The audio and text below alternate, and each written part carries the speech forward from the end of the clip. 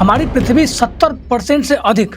हिस्सों को कवर करने वाले महासागर रहस्य के बारे में बहुत कम लोग बहुत सारी चीज़ें जानते हैं। वहीं आज एक नासा के दौरान एक और चीज़ें पता लगाई गई और कहा जा रहा है कि नासा ने एक बहुत बड़ा खुलासा फिर किया है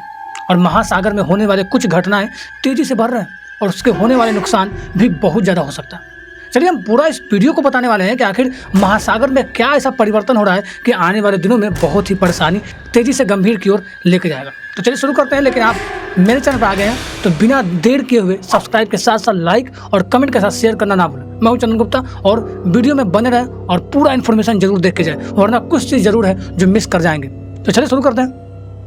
हमारी पृथ्वी के 70% से भी अधिक हिस्से को कवर करने वाले महासागर का रहस्यमय तरीके से नीले रंग से बदल रहे हैं और कहा जा रहा है कि यूके के इंटरनेशनल ओशनग्राफी सेंटर बीवी कैले एक परीक्षण के बाद बात सामने आई है और कहा जा रहा है कि नासा एक्वा उपग्रह के लिए एक नए 20 वर्ष के डेटा पर रिसर्च किया गया है और इससे पता चला है कि समुद्र में 56% पानी का रंग नीले से हरे रंग में बदल गया था। समुद्र के रंग में बदलाव के लिए जिम्मेदार फैक्ट्री महासागर के फाइटोप्लैंक्टन समुदाय है और कहा जा रहा है कि ये समुद्री जीव हरे रंग के महत्वपूर्ण भूमिका निभाते हैं क्योंकि वे कार्बन डाइऑक्साइड छोड़ते हैं और जिसके नतीजे के रूप में फाइटो ब्लू इस फाइटोप्लैंक्टन ग्रीन पिगमेंट और क्लोरोफिन होता है और जिससे समुद्र द्वारा ये दिखता है। हम बोले तो ये शब्दों में ही वर्णन नहीं किया जाता है, लेकिन कहा जाता है यूके के साउथ मपटन में नेशनल ओशनग्राफी सेंटर के वैज्ञानिक बीबी कैले ने कहा है कि रंग अपने आप में कुछ ऐसा नहीं है जिसे इंसान अपनी भाषा में आसानी से बता सके और इसके बारे में डिटेल कुछ जान सके, इंसान अपनी भाषा में आसानी से समझा सके या इसे आप अच्छी तरीके से देख भी सके। हालांकि ऐसे कुछ हो सकता है कि मंटीन, झींगा और तितली देख सकती है, लेकिन बता दें कि यह कैल उस अध्ययन के प्रमुख लेखक है जिसका महासागर के रंग से जुड़े बदलावों को डाटा दिया।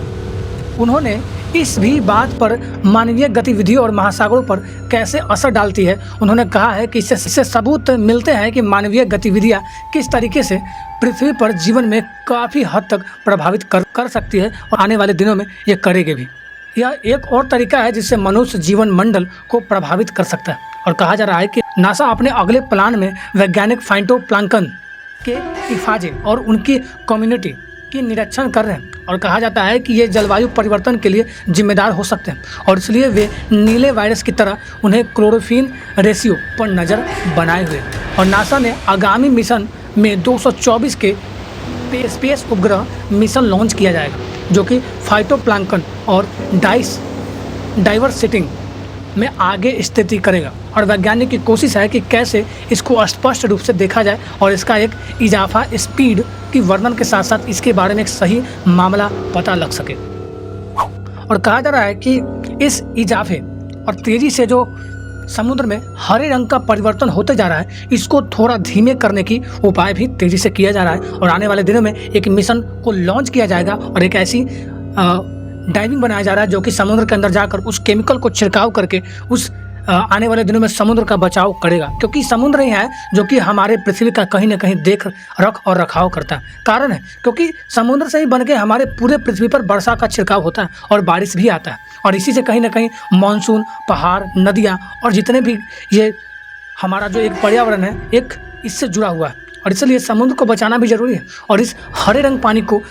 और इस नीले पानी को हरे में कन्वर्ट करने से बचाना होगा और इसलिए नासा के वैज्ञानिक ने इस चीज़ों पर तेज़ी से काम कर रहे हैं। अब देखते हैं कि आखिर ये कब तक इसका उपाय हो सकता है। तो बताते हैं आगे अगले वीडियो में कुछ नई बातें और कुछ नई इन्फॉर्मेशन। तो मिलते हैं अगले वीडियो में। जय हिंद, जय भारत।